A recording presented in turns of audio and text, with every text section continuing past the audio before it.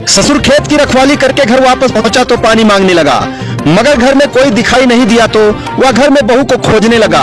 बहू भी घर में नहीं थी और उस ससुर के दोनों बेटे भी घर में नहीं थे। तभी वह बाथरूम की तरफ गया तो दरवाजा खुला था।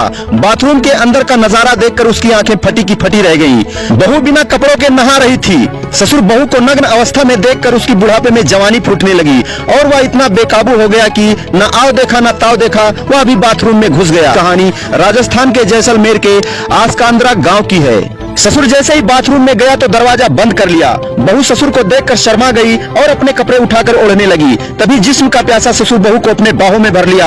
बहू बोली, ससुर जी ये क्या कर रहे हो? ससुर बोला, बहू मान जाओ ना, मैं काफी दिनों से प्यासा हूँ, आज मेरी प्यास बुझा दो। ऐसा कहते हुए उसने अपने बहू को सीने से लगा लिया। बहू भी जवान थी, उसकी जवानी उफान मारने लगी। क्योंकि पति बहुत कमजोर था इसलिए वह ससुर को नागिन की तरह लिपट गई। फिर दोनों मदहोश हो गए और उसी मदहोशी में दोनों इकसठ बासठ करने लगे। बाथरूम को दोनों ने ओए रूम बना दिया। बहू तो इतनी खुश हो गई कि उसकी आत्मा तृप्त हो गई और वह ससुर की दीवानी हो गई। अब ससुर और बहू परिवार वालों से छुपकर हर रात अवैध संबंध बनाते रहते थे। मगर एक रात बहू का देवर भाभी और पिताजी को इकसठ बासठ करते हुए देख लिया। क्योंकि रात में वह लक्षशंका करने गया तो बाथरूम से अजीबो आवाजें आ रही थी। वह समझ गया कि यहाँ पर इकसठ बासठ प्रोग्राम चल रहा है, मगर कौन कर रहा है यह कंफर्म करने के लिए वह वहीं पर छुप गया। और जब उसके पिताजी और भाभी दोनों अपनी प्यास बुझाकर बाथरूम से निकले तो वह देख लिया। फिर वह अपने बिस्तर पर जाकर सो गया। ससुर तो बहू का इतना रसिया हो गया था कि एक रात भी नहीं छोड़ता था और बहू भी ससुर के तेज रफ्तार दौड़ने वाले घोड़े पर घुड़सवारी करके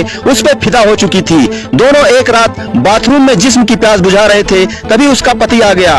उसे भी लक्षशंका लगी थी, उसे भी बाथरूम में किसी के होने का एहसास हुआ तो वह दरवाजा पीटने लगा और बिस्तर पर पत्नी भी नहीं थी तो उसे कुछ शक भी हुआ।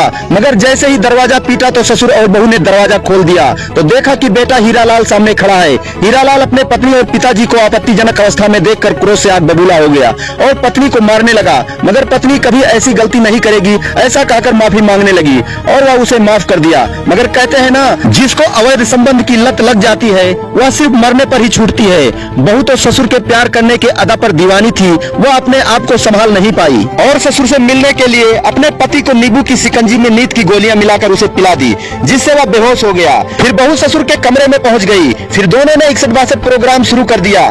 तभी ससुर पूछा, बेटा न जाग जाए? बहू बताई, जो आप नींद की गोली लाए थे मैंने सारी गोलियां उसे पिला दी और वह बेहोश हो गया। फिर ससुर और बहू ने अपना अवैध संबंध कायम रखने के लिए बेटे हीरालाल को करंट लगाकर उसे मौत के घाट उतार दिया और सुबह यह पता चला कि हीरालाल को करंट लगने से उसकी मौत हो गई। फिर सब लोगों ने सामान्य मौत जानकर उसका अंतिम संस्कार कर दिया।